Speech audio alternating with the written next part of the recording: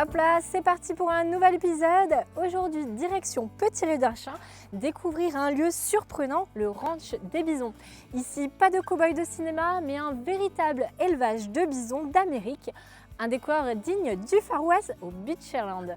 Et c'est avec le propriétaire Robin que nous allons essayer d'en apprendre plus sur cet animal majestueux et impressionnant. Mais tout de suite, allons rejoindre Marie Morgan à quelques pas de là. Regardons.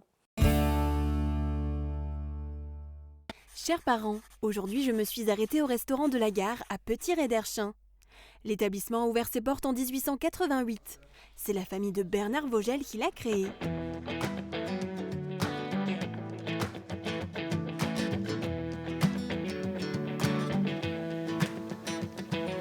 C'est mon arrière-grand-père qui l'a construit.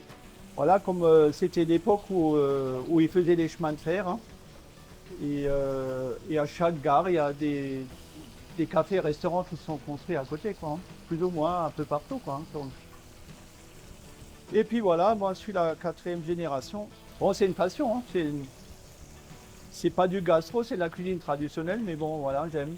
Bernard Vogel prône une cuisine faite maison. Des recettes de grand-mère, simples mais qui plaisent aux habitués et aux gens de passage. Bernard a embarqué dans l'aventure sa femme, Sylviane. Ensemble, ils gèrent le restaurant depuis 41 ans. On se prend du temps pour parler aux gens, pour demander comment ils ont trouvé le repas. Voilà. On a notre serveuse qui est aussi très... qui a un contact humain exceptionnel, quoi. Elle est la confidente de beaucoup de gens, des fois. Hein. Mais notre métier, c'est écouter, sans répéter, bien sûr. Juste, ça fait que passer. Le restaurant de la gare est inscrit en tant que relais routier depuis 1948. Régulièrement, des conducteurs poids lourds font un arrêt dans cet établissement. Ça leur fait un petit lieu convivial et familial. Et ils aiment ça. On leur met à disposition une douche. Et ils aiment ça parce qu'ils peuvent aussi bavarder avec les gens du pays.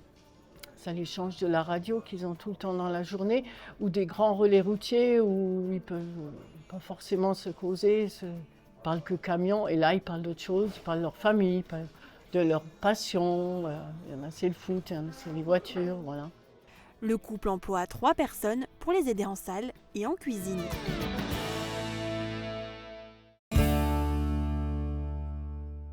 Bonjour Robin. Bonjour Marie. Merci de m'accueillir sur ton site, le ranch des bisons. C'est avec grand plaisir qu'on vous accueille ici chez nous. J'espère que les bisons vont m'accueillir aussi bien que toi. Alors le camion est bien accepté dans le troupeau, ce qui nous permettra d'aller tout près des bisons tout à l'heure. Super. Donc tu es donc le propriétaire de ce ranch atypique. C'est tout de même un petit peu insolite d'avoir des bisons ici dans le pays de Beach. C'est vrai, une idée un petit peu bizarre qui m'est venue pendant mes études en fait, où j'ai eu beaucoup de chance, c'est de rencontrer un éleveur de bisons lors d'une visite scolaire avec un lycée agricole. Okay. Et forcément, on a visité plein de sortes d'exploitations différentes, mais c'est le bison qui est resté. Okay. Alors forcément, quand on se présente chez son banquier avec un projet comme ça, est-ce qu'on ne vous regarde pas avec des grands yeux? Alors en fait, il a rigolé parce qu'il pensait réellement à une blague. Oui. Et quand il a vu que je rigolais pas, au bout d'un moment, il a compris que c'était pas une blague. Et la chance qu'on a eue, c'est que les autres éleveurs de bisons sont prêts à nous donner leur comptabilité pour nous aider à commencer. En fait, dans le monde du bison, c'est une famille. Oui. On s'entend tous très bien, on communique ensemble, on travaille ensemble. Et c'est comme ça qu'on s'entraide. Ouais. Et il y a beaucoup d'autres élevages en France alors? Alors en France, on est grosso modo 15 élevages. Okay. Mais dans les 15 élevages, on n'est que 3, plus de 100 bisons. Okay. Autrement, c'est beaucoup des élevages entre 20 et 30 bisons, quoi. D'accord. Et donc ça a été un gros défi pour commencer l'aventure. Quel était le plus gros défi auquel tu as pu faire face? Alors c'est vrai qu'au début, c'est un certain nombre d'autorisations qu'il faut avoir pour commencer. Et nous, on a commencé une année très compliquée, les bisons. On voulait les importer en 2007, mais la problématique qu'il y a eu, c'était les crises de la vache folle à l'époque, qui ont fermé les frontières. Et donc janvier 2008, les premiers bisons sont arrivés. Et le plus gros de notre troupeau est venu de Suède. D'accord. Voilà. Parce que l'Amérique, c'était malheureusement pas possible à cause des crises de la vache folle. Ouais. Ok, et puis c'est un petit peu loin pour les faire venir, je pense que c'est un peu compliqué. Alors en avion, ça marche très bien, on les fait venir jeunes. Ah ouais, et ouais, c'est les avions. C'est plutôt par bateau, d'accord. En fait, c'est trop long. Ok, ouais. Le bison, il aime bien quand tout va vite. Bon, alors il y a une autre personne qui a une activité singulière qui n'a rien à voir avec la tienne. C'est Benoît Carman qui restaure des véhicules anciens. Regardez.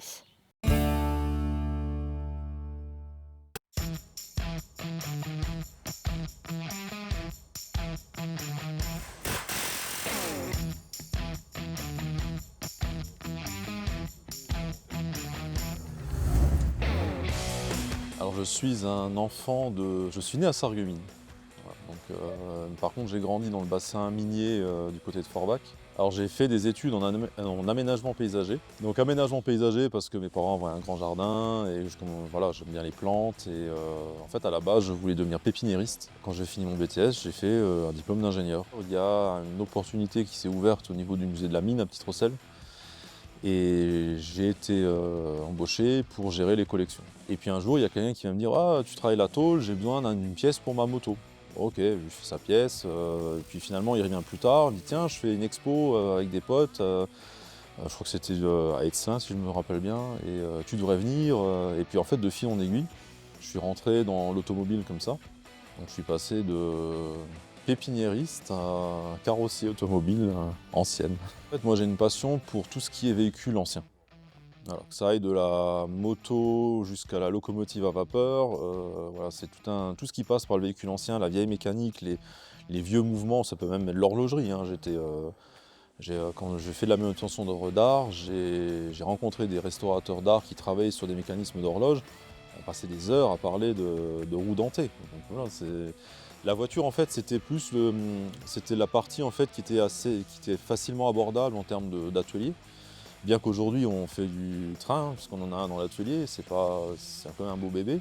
En fait, je pense que j'ai toujours aimé faire revivre un truc qui était en train de gripper ou en train d'être laissé à l'abandon. Après, c'est vrai que la carrosserie, c'est quelque chose qui moi m'intéresse beaucoup parce qu'il y avait vraiment cette idée de la couture, cette espèce de... Chaque carrossier, on pourrait les comparer à des couturiers à l'époque parce que vraiment chacun essayait d'avoir sa patte. Il y avait la griffe des designers sur chaque carrosserie. Aujourd'hui, j'ai une équipe qui est géniale et je crois que c'est ça ce qui est important. C'est trouver à un moment donné, passer tous les déboires et à un moment donné se dire « Ah, ça y est, maintenant on s'est posé, on a les gens qu'il faut ». On a fait une Porsche 911. Et ça, c'était vraiment un projet en fait, qu'on a emmené à Epoch Auto à Lyon. Et la Porsche a beaucoup marqué les gens. Et en fait, les retours qu'on avait du public nous a vraiment montré que finalement, on a un savoir-faire qui est là. Quand j'ai monté l'entreprise, il y a mon père qui m'a dit « T'es un grand rêveur. T'arrêtes pas de rêver, tu devrais redescendre sur Terre. » Et en fait, je crois qu'aujourd'hui, c'est mon plus grand fan. Oui, la famille m'a soutenu, ça c'est sûr, mais mon père aussi financièrement, parce qu'on a eu des difficultés à un moment donné, et c'est là que j'ai vu qu'en fait, finalement, il voyait que j'étais pas un si grand rêveur que ça. Il nous a donné ce coup de pouce, là je me suis rendu compte qu'il croyait en l'aventure. Je vais revenir vers un ancien collègue à toi, Jean Birkel, qui était un très, très bon ami à moi. En fait, quand Jean est parti, je me suis dit maintenant, il faut aller à l'essentiel dans la vie et il faut profiter de la vie, profiter de chaque instant. Mais ouais, la vie, en fait, t'apprend des choses. Et je crois que profiter en fait de cette vie-là, sans excès bien sûr, mais vraiment les choses simples.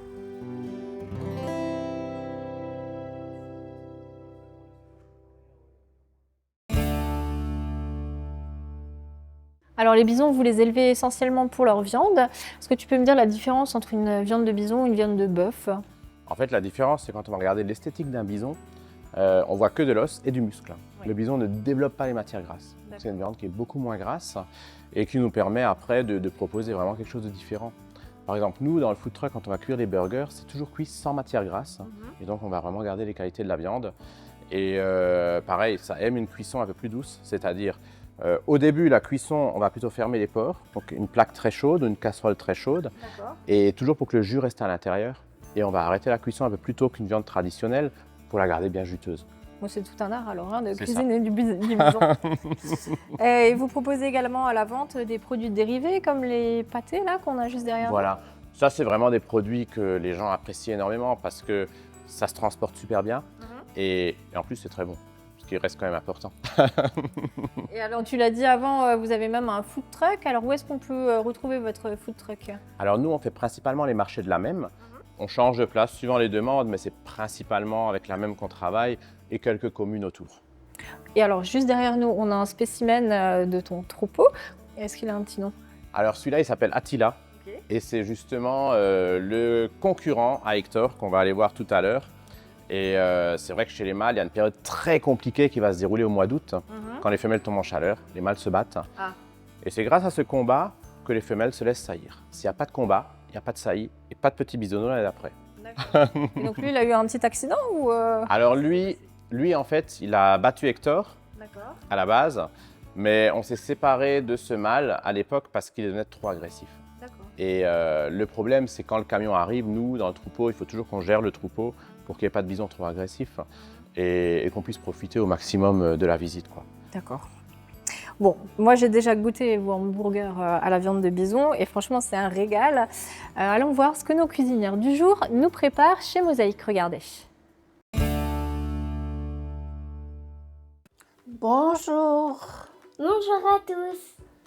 Aujourd'hui, nous allons vous faire un cake salé. Pour cela, il faut Faut 150 g de farine, 4 œufs, 8 centilitres d'huile, 180 g d'olives vertes dénoyautées, 250 g de lardons coupés en dés, 150 g de comté râpé, un sachet de levure chimique, 15 centilitres de lait et du poivre. maintenant, nous coupons les lardons et les olives.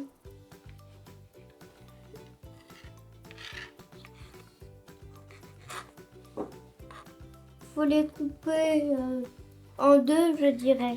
Oui, si tu coupes 3-4 ensemble, mais pas le doigt. Hein. Peut-être pas. D'abord, on les a fait revenir à la poêle, les lardons, pour que ça donne un goût.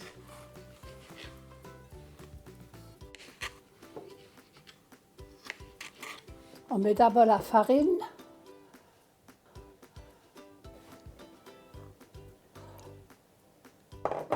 On casse les œufs. Oh, regardez voir ça. Il y a un miracle. Il y a 2 jaunes. Waouh! C'est incroyable! Et là, il y en a 2. Oh yeah! Tu Et mets nous la rajoutons- levure là sur la farine. La levure chimique. Ah, il faut bien. Et encore 2. Oh là là, c'est une chance terrible qu'on a aujourd'hui. On n'a jamais vu ça. Ça m'a donné un raté. Là, il y en avait un. Ah, vraiment jamais vu ça. Je fais un puits de la farine. Je mélange les œufs. Je rajoute l'huile. Maintenant, je mets le lait. Et on rajoute un peu de poivre. Oui, bon, ça c'est pas un peu de poivre, ça c'est quand même beaucoup de poivre.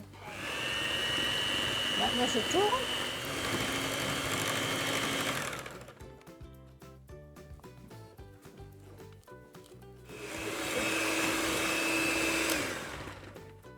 Je vais fariner mon moule.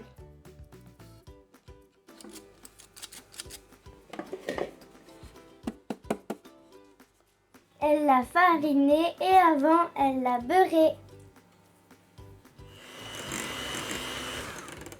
Je vais rajouter le gruyère.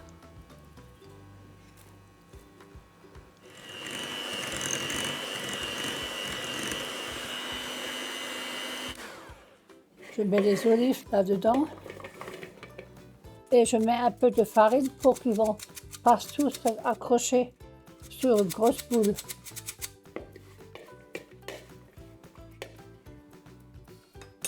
On verse les lardons.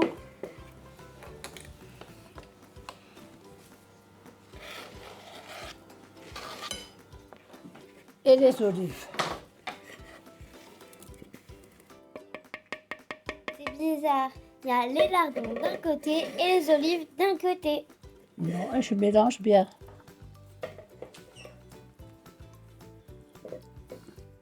Et on va le mettre Dans le moule.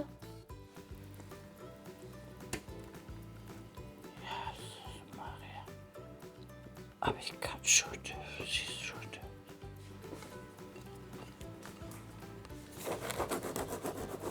On met 40 minutes à 180 degrés. Bonne réussite. Hop.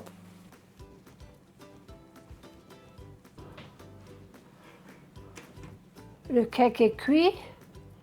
Il faut attendre un petit peu avant de le manger et ne pas le couper en trop grosses tranches.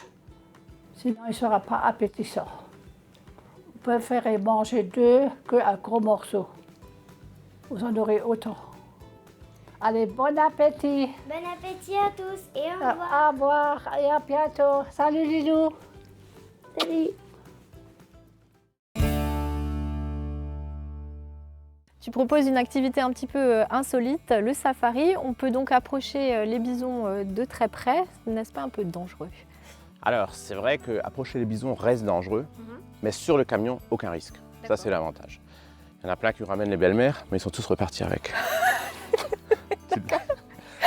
Et donc, en fait, le bison a remarqué que le camion, c'est le véhicule gentil.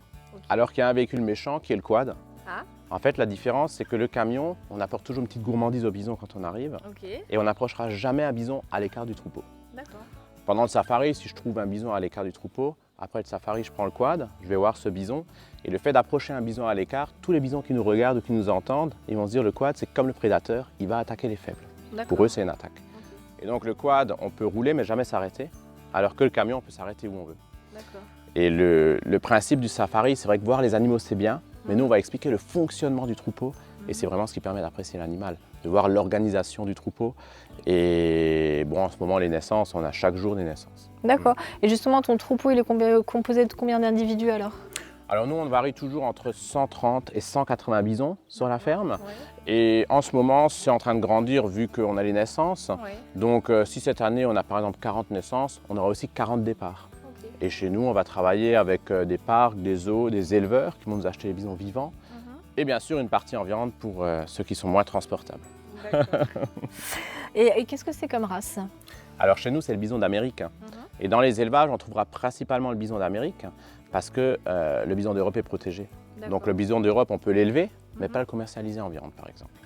Donc c'est vrai qu'on va plus le trouver dans les zoos en général. Et tous les éleveurs, c'est que du bison d'Amérique qu'on va trouver. Ouais. Donc là, je t'ai posé pas mal de questions, à l'image un petit peu de Sandrine qui teste vos connaissances sur le territoire. Regardez. Hop là, c'est l'heure de jouer et je me retrouve aujourd'hui au château de la Casque de Sarreguemines en compagnie de Ethan. Bonjour Ethan. Bonjour. Alors, je vais te poser quelques questions de culture en fait sur le territoire de Sarreguemines Beach qui sont tirées du jeu qui s'appelle le jeu du territoire de Sarreguemines Beach. Et je voulais savoir, déjà première question, d'où tu viens? Je viens de Metz.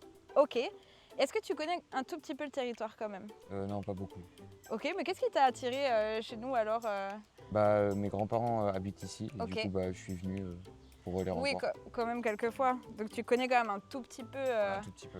Alors on va voir ça ensemble. Je vais te poser une première question. Alors c'est une question d'histoire. Est-ce que tu saurais comment s'appelle cette ligne de fortification française construite avant la Seconde Guerre mondiale, dont plusieurs ouvrages se trouvent sur notre territoire? C'est la ligne Maginot. Ouais, c'est ça. Bah tu vois, même jusqu'à Metz, on en entend parler finalement. C'est ça. Et effectivement, il y a plusieurs ouvrages qui sont sur notre territoire, dont des ouvrages qu'on peut encore visiter à nos jours. Donc si jamais ça vous intéresse, c'est des sorties qui peuvent être sympas à faire aussi. Et la deuxième question, c'est une question de culture, on va dire, un peu plus globale, qui concerne la manufacture du verre. Et en fait, c'est tout simplement quel ingrédient ajoute-t-on pour obtenir du verre de couleur rouge? Alors il y a plusieurs propositions. C'est du jus de mirabelle, du mercure ou de l'or? Je dirais du mercure. Pour obtenir du rouge. Ça semblait évident, mais en fait non, c'est pas ça. C'est un peu d'or parce qu'il y a du chlorure d'or en fait qui teinte le verre en rouge. Ah ok. Voilà, c'est toujours bon à prendre. Hein. Ok. C'est des anecdotes à ressortir Oui. pour la culture. Et j'ai une dernière question. Est-ce que tu as déjà fait des sorties sur le territoire, peut-être des visites touristiques ou ce genre de choses qui t'ont marqué? Non, très peu, parce qu'avec mes grands-parents, on bouge pas souvent de la maison. Ok. Et est-ce qu'il y a des choses que tu aurais aimé faire ou que tu aimerais découvrir? Souvent avec mes grands-parents, on va quand même au cinéma Ouais, ok. de Neufgrange. Ok. Mais Ah, c'est cool ça. C'est un petit cinéma alors? Un tout petit, oui. Ok, super. Ben, merci en tout cas d'avoir participé, de nous avoir partagé tout ça. Et puis j'espère que chez vous, vous avez également passé un bon moment en notre compagnie et je vous dis à la semaine prochaine. Alors on va maintenant un petit peu s'intéresser à l'animal, le bison. Alors on a pu l'observer un petit peu, il y a des spécimens plus gros que d'autres. Je suppose que ce sont les mâles. C'est ça. Les mâles sont toujours plus gros que les femelles, hein. Hector qui traîne un petit peu plus loin, il va pas tarder à arriver je pense. Mais Hector lui, il a passé la tonne, il arrive à 1,2 tonne à son meilleur. Et tous les ans, il perd quasiment 200 kg pendant les chaleurs. Alors que chez les femelles, le poids maximum ça va être 700 kg. Et en fait ce qui est amusant, la femelle qui est juste là, Oui. et ben, c'est elle qui commande dans le troupeau. D'accord, donc c'est la Ouais. chef du troupeau, c'est pas le C'est mâle ça. alors le chef. C'est ça, toujours une femelle qui commande. Bon, ça c'est intéressant. Alors tu me l'as dit, c'est la saison des naissances, donc on voit les petits veaux, ils ont une couleur un petit peu particulière. Enfin je Ouais. dis les veaux, mais c'est pas des veaux, mais ça ressemble un C'est petit les bisonneaux, mais ça ressemble à un veau à la naissance, c'est vrai. Ils n'ont pas la bosse du bison, ils ont la forme d'un petit veau limousin. Ouais. D'accord. Et pourquoi est-ce qu'ils ont cette couleur particulière? En fait, la couleur du bisonneau, elle est... En fait, c'est parce qu'à l'époque, le bison migrait. Il migrait entre l'Alaska et le Mexique. Et le bison mettait bas côté chaud, côté Mexique. Et là-bas, il faisait tellement chaud que toute l'herbe était fanée sur pied. Et le bisonneau a eu la même couleur que l'herbe pour s'y cacher, pour échapper à son prédateur. Et c'est grâce à ça que le bison, c'est un animal qui est déjà préhistorique, hein, qui a survécu justement à tout, parce qu'il est toujours resté sur ses instincts, voilà, il a toujours la peur de son prédateur. Et c'est vraiment ça qui fait qu'il restera toujours sauvage, le bison. Hein. Et justement, alors qu'est-ce qui différencie l'élevage du bison avec un élevage de vaches? Je pense que ça doit être différent. En fait, c'est déjà les autorisations qui changent beaucoup, hein, comme le bison est classé dangereux et sauvage. Et après, c'est vrai que le bison, en fait, c'est à nous de tout lui apporter pour que tout aille tout seul. C'est-à-dire, par exemple, ici, le bison, c'est la semi-liberté. Il ne trouvera pas toutes les essences de plantes. On lui apporte le minéral, le sel, tout ce qu'il faut pour que la bisonne fasse son petit toute seule. En fait, une bisonne qui met bas, on ne pourra jamais l'assister. Donc c'est à nous de bien préparer tout ça. Et c'est vrai que là, on n'a aucun problème. Les bisonneaux, ils naissent tous tout seuls et ils trouvent où aller téter. On ne pourra jamais leur montrer où c'est de toute façon. Et donc toi qui les côtoies tous les jours, est-ce que tu as une relation particulière avec eux? Est-ce que tu peux plus t'en approcher ou pas du tout? Alors c'est vrai que les bisons qu'il y a ici partout, on ne pourra jamais les approcher. Après, chez nous, on a 2 individus un peu spéciaux qu'on a nourris au biberon dès la naissance. Hein. C'est des cas très particuliers et c'est les seuls, on va dire, où il y a un peu plus de facilité à les approcher, mais il faut toujours faire très attention. Et pourquoi est-ce que tu les as nourris au biberon, ceux-là alors? En fait, chez le bison, c'est dans le rare cas où il y a des jumeaux. S'il y a des jumeaux, la mère en prend qu'un. Ah d'accord. Voilà. Le deuxième sera toujours rejeté et chez nous, on n'a eu que 2 fois des jumeaux. Ouais. D'accord. Malgré sa grande taille et son aspect impressionnant, le bison est herbivore. Combien ingurgite-t-il de végétaux par jour? Voilà, alors c'est bien un ruminant qui va ingurgiter jusqu'à maximum 60 kg d'herbe par jour. Donc c'est vrai que c'est des bons mangeurs. Donc pour nourrir ces bisons, je suppose que tu as une quantité de pâturage énorme? C'est ça. En fait, on a la chance d'avoir le ranch et tout autour, à peu près 100 hectares de terrain qui nous permet de les changer de parc sans les transporter, ce qui est très important pour un bison, et surtout qu'il a toujours assez à manger. Donc la taille de l'élevage est calculée par rapport à la taille de nos terres, quoi. Et est-ce qu'il s'adapte bien à notre climat? Alors en fait, le bison, chez nous, il se plaît énormément vu que les températures moins 50, plus 50 lui conviennent parfaitement. Par contre, on s'est rendu compte depuis quelques années que les hivers deviennent très doux. Plus assez de gel, beaucoup d'humidité, et comme le bison reste toute l'année dehors, les points où on le nourrit, forcément, ça fait de la boue. Et ça, c'est un peu désagréable. Et à cause de ça, on va faire cette année un grand bâtiment qui va nous permettre en fait que les bisons soient les pieds au sec pour manger, pour boire et pourront ressortir quand ils le souhaitent. D'accord. Et alors là, tu m'en as parlé un petit peu avant. C'est une... Comment ça s'appelle? C'est de la laine de bison. Ok. Voilà.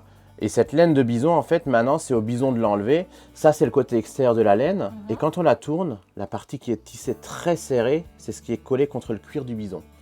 Et c'est grâce à cette laine, justement, que le bison développe avant l'hiver, qui va avoir assez chaud. Et après l'hiver, c'est le bison qui a sa technique pour l'enlever. Ok, c'est-à-dire sa technique? En fait, le bison va se rouler par terre, tout simplement. D'accord. En fait, il y a plusieurs places dans le parc. Juste là, on a une petite dune. Et sur le côté, il n'y a plus d'herbe. En fait, les bisons se roulent par terre pour gratter cette laine et pour l'enlever. C'est pour ça que quand il pleut en ce moment, là on a eu un peu de pluie le week-end, on voit des fois des bisons très sales, ils se servent de la boue justement quand ils se roulent pour enlever ça. Et après, d'un coup, le bison il est de nouveau tout propre. Et est-ce que toi, tu transformes cette laine Alors nous, en fait, on va récolter cette laine, on va en ramasser le maximum. Alors c'est beaucoup plus compliqué, un mouton, on le rase, on a toute la laine. Le bison, il faut qu'on court après toutes les places dans le parc, quand le bison n'est pas là, pour le ramasser. Et en fait, c'est très léger. Et il faut qu'on ait déjà une grosse quantité pour après laisser faire des bobines de laine, par exemple. D'accord. Donc on pourrait tricoter la laine de bison, comme on tricote les autres laines. D'accord. On peut en faire un tapis aussi, mais ça, c'est avec la peau du bison. Voilà, nous après, comme on a la boutique là, avec les cuirs de bison, avec le poil d'hiver, ça on peut en faire des tapis, on peut en faire quelque chose de beau à mettre au mur. Et on peut fabriquer bien sûr avec le cuir de bison tous les objets qui sont faits en cuir par exemple. D'accord, des sacs à main, des chaussures.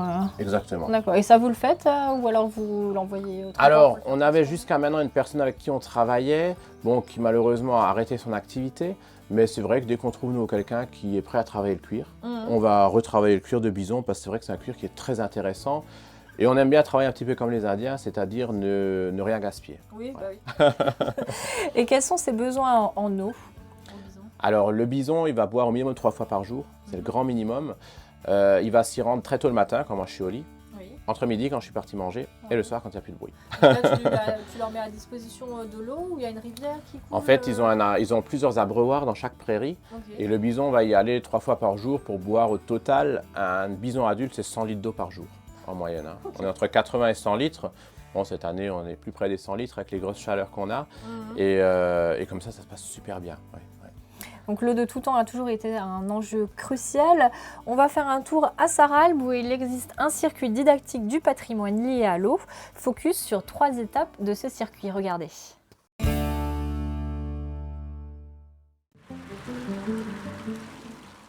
La tradition attribue l'origine de cette fontaine à Saint Bernard, abbé de Clairvaux.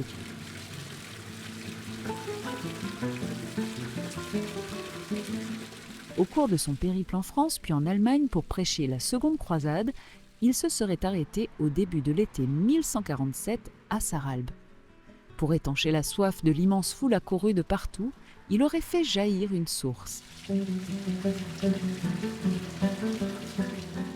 Ensuite, celle-ci continua au fil des siècles à fournir à la cité albenoise une eau très appréciée.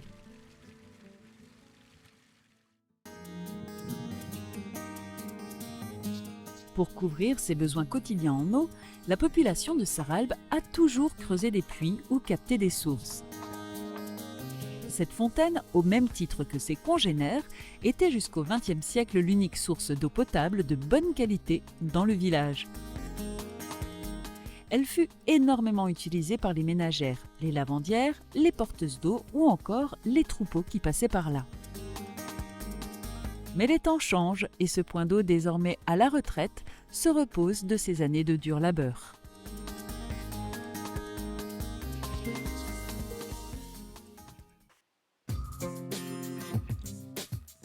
On pourrait presque les entendre papoter.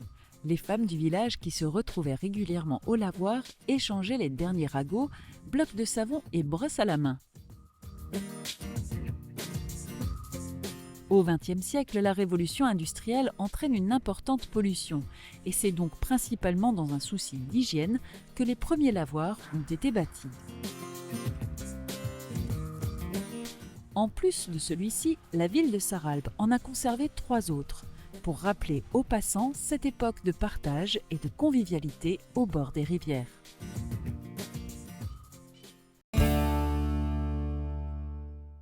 Alors tu as décidé de diversifier ton activité en proposant de la location saisonnière. Est-ce que tu peux m'en dire plus?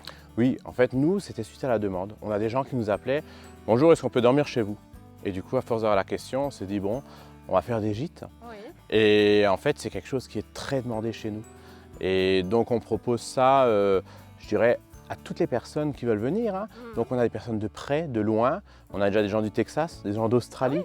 D'ailleurs, le plus long séjour qu'on a vendu ici, c'est 2 chalets, 2 mois à des Australiens. Ils sont restés 2 mois. 2 mois, ok. Et tu en as combien des chalets alors? Alors, on a 4 chalets, c'est plus du familial, hein, sur 2 étages, avec balcon, terrasse. Et après, on a un petit logement, un lodge, 2 personnes, mais qui a la chance d'avoir un jacuzzi dehors et un petit sauna à l'intérieur pour passer des bons moments encore en plus de la nuitée. D'accord. Alors, est-ce que toi, tu es un enfant du pays?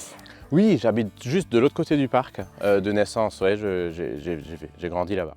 Alors j'ose espérer que tu parles le plate. Ja, ich spreche sowieso platt. Je te propose tout de suite d'aller découvrir une expression en plate. Regardez.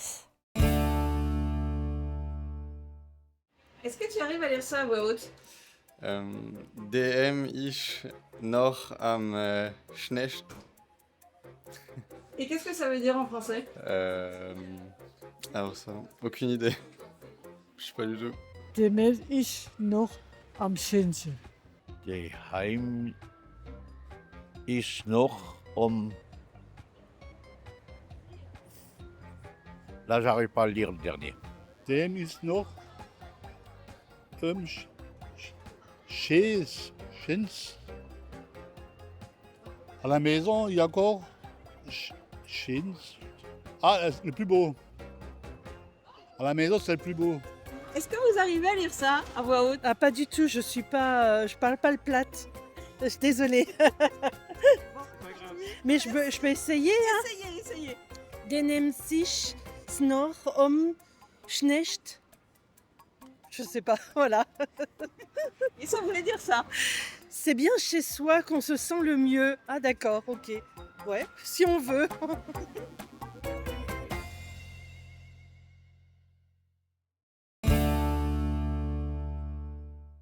Alors changement de décor maintenant, on est à l'intérieur dans la salle événementielle qu'on peut louer, c'est bien ça? Voilà, en fait on propose des locations anniversaires, petits mariages, voilà, ou même après tout ce qui est faisable, tout ce qui se fête, on le fait. Ok, bon bah j'y penserai pour mon futur mariage alors. Et par contre là j'ai vu quelque chose qui me fait très envie, t'as un taureau mécanique, c'est pas un bison mécanique. C'est ça. Ouais. Alors m'autoriserais-tu à monter dessus? Eh bien sûr, sans problème, tu peux monter sur le taureau, qu'on puisse voir si tu arrives à tenir longtemps. Ok, bon, on va regarder ça. Ah la vache. Hop là! On peut dire que ça décoiffe et ça secoue. Merci beaucoup de m'avoir fait tester ça. En tout cas, 39 secondes, très beau score pour une première. Ok, merci. On va maintenant rejoindre Tristan qui nous propose quelque chose d'un peu plus doux, ou pas. Regardons.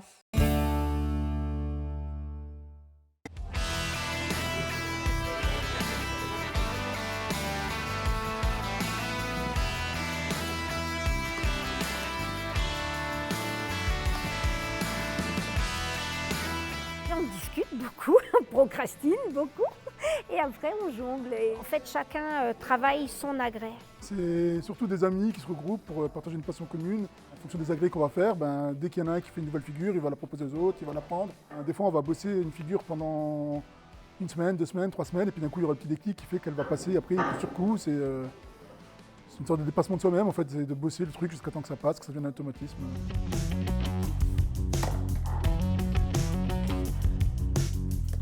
Quand on est enfant, le jonglage c'est facile. Mais plus on vieillit, plus ça devient compliqué à tout gérer parce qu'il faut vraiment casser certains mécanismes qu'on a dans la tête pour arriver à réapprendre de nouvelles choses.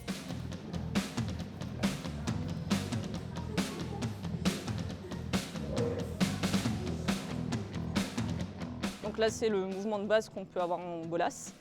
Et après, les figures de base, ça va être déjà désynchronisé, comme ça. Et après, on va avoir la wave, donc vague en français. Là, c'est mon poignet qui tourne et qui va donner le mouvement en fait à la griffe.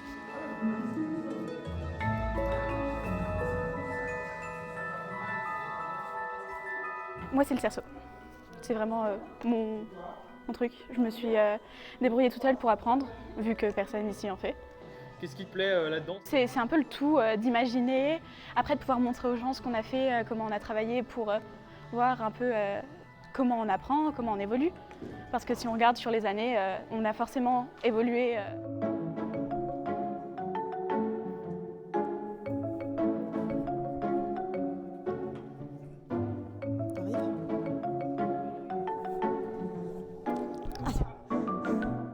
Tristan, vous voulez pas essayer? Profitez-en. On regarde pas ses pieds, on regarde soit le bout de la plateforme, soit devant soi. Vous me pronostiquez combien? 1 mètre, 50 cm peut-être? Allez-y, n'ayez pas peur. Le pied tout droit, le bras là-haut. Voilà. On essaye de garder Ok. son équilibre. Celui-là, il est assez détendu. Donc là, ça va être plus compliqué au milieu, ça tremble. Je pense que vous me lâchez la main, je tombe tout de suite. Hein. Ok. Et là, donc le fait de lever les mains en l'air, ça aide à garder l'équilibre. Ouais. Et maintenant, vous allez me lâcher la main à un moment donné, juste pour voir si je tiens. C'est vous qui me tenez. Ouais. Non. Loupé.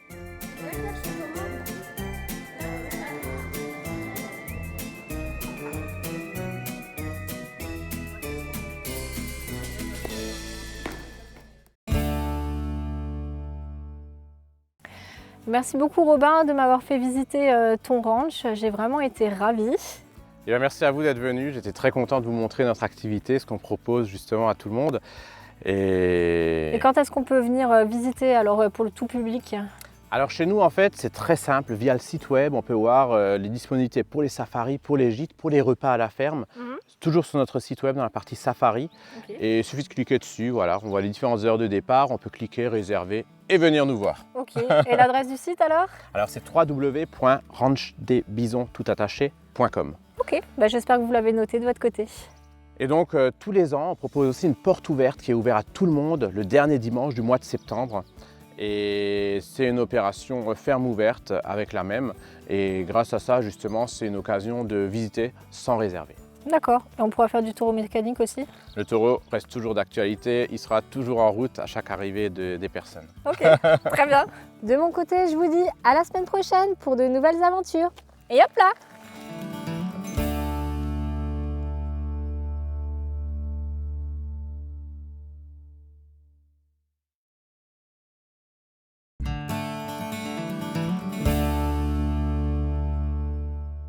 L'événement à ne pas manquer ce week-end, c'est le Festival de la Saint-Paul. Les artistes vont investir le centre-ville de Sarreguemines. Il y aura même de drôles d'insectes en déambulation samedi soir. Au total, une quinzaine de compagnies proposeront leur spectacle à partir de vendredi 17h45 jusqu'à dimanche soir, ambiance garantie. Samedi, il y aura aussi de l'ambiance à Lemberg. La commune célèbre les 100 ans de la cristallerie de Lorraine qui a laissé place à de nouveaux aménagements. En parallèle des inaugurations, il y aura de nombreuses animations, le marché de la Mème, des concerts, un feu d'artifice et en clôture, DJNL. Samedi matin, l'école de musique du Pays de Bitche vous invite à la médiathèque intercommunale Joseph Schaeffer pour un rendez-vous en musique et en mots. Morceaux musicaux et histoires vont se croiser le temps d'une animation mise en musique par l'ensemble Touti. Enfin, direction les cinémas Forum à Sarreguemines pour découvrir le coup de cœur de la semaine. Tout à fait. Avant le coup de cœur, une grosse opération, la fête du cinéma. Et je sais que nos clients en sont tous spécialement friands. Donc la fête du cinéma, 4 jours de cinéma à 5 € pour tous les films, à toutes les séances. Et ça démarre le dimanche 29 juin, le lundi 30 juin, le mardi 1er juillet et le mercredi 2 juillet. Donc à ne pas rater sur 4 jours uniquement. Et dans ce cadre-là, dans le cadre de la fête du cinéma, mon coup de cœur de la semaine, F1, le film. Alors réalisé par Joseph Kosinski, ça parlera à certains puisque c'était le réalisateur de Top Gun Maverick qui avait cartonné sur les écrans lorsqu'il était sorti en 2021. Et là, il nous revient avec le sport auto, avec notamment Brad Pitt à l'affiche dans le rôle d'un pilote de F1, Sonny, un pilote remarquable dans sa prime jeunesse, mais qui malheureusement a connu un gros crash, qu'il a un peu éloigné des circuits de F1 et se cantonnait plutôt à des circuits tels que Daytona et autres. Et il se fait rattraper à un moment donné par la F1, puisqu'un patron d'écurie vient le voir, avec un patron d'écurie d'ailleurs dont l'écurie est un peu moribonde, pour essayer de le sauver avec son talent de pilote.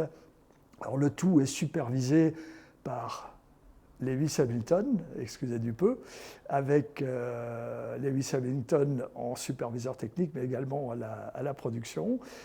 Donc, spectacle garanti et à découvrir dans notre salle premium pour un spectacle total à ne pas rater cette semaine. Protégez et mettez en lumière votre maison avec toutes les nuances de crépi proposées par Modern Habitat. Radio Studio 1, 105.8, la radio qui pulse entre Bitche et Sarreguemines. De la pop, du rock, des années 80 et une équipe qui vit la musique à fond. Radio Studio 1. Gironde, le temps va tourner à l'orage pour demain. Le ciel sera très nuageux et des foyers orageux sont attendus déjà en matinée. Des averses sont possibles mais rares. Les températures vont légèrement se rafraîchir avec 19 à 20 degrés pour les minimales et 23 à 24 degrés pour les maximales. Demain, nous fêtons les antennes, mais il fera jour de 5h28 à 21h40. Passez tous une belle journée et à demain!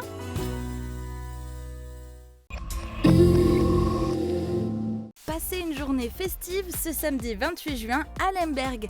Au programme de la journée, de nombreuses animations ludiques, sportives et culturelles, mais aussi de la musique avec de nombreux groupes présents tout au long de la journée. Et en soirée, ne manquez pas les concerts des Surfing Coconuts, des Selkilt et des DJNL, avec un magnifique feu d'artifice. Rendez-vous samedi 28 juin à Lemberg. Bienvenue chez Little Brindille, votre family store. Pensez comme un vrai cocon, vous trouverez tout pour vos enfants et votre quotidien de jeunes parents dans une ambiance douce et chaleureuse. Mode, de la naissance aux 12 ans, mobilier, cadeaux, jeux, déco, tout a été soigneusement sélectionné pour sa qualité, son éthique et son esthétique. Future maman, privatisez la boutique pour votre liste de naissance. Little Brindille, l'univers rêvé des familles, rue des Généraux Crémer à Sarreguemines.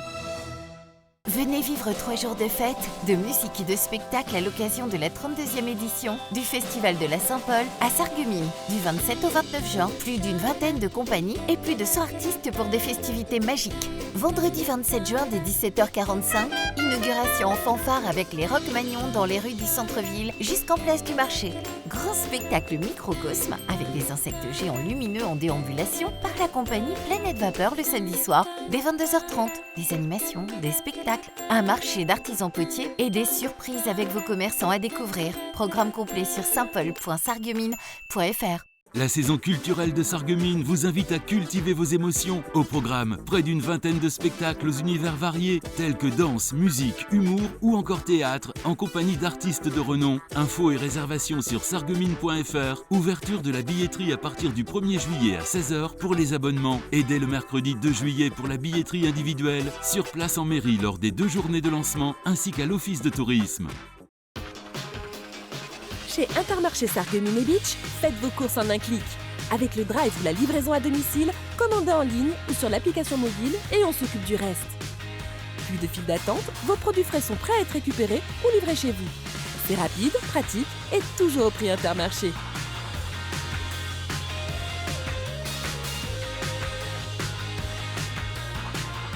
Intermarché, tous unis contre la vie chère.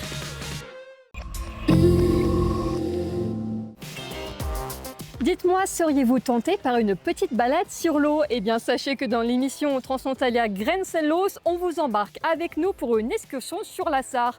Sur notre chemin, on croisera ces plaisanciers, des habitués de la navigation sur le canal de la Sarre. Comment se passe concrètement la navigation entre la France et l'Allemagne? Qu'en est-il du maintien en état des ouvrages et de la sécurisation de la navigation? Pour en savoir plus, rendez-vous cette semaine sur votre chaîne de télévision.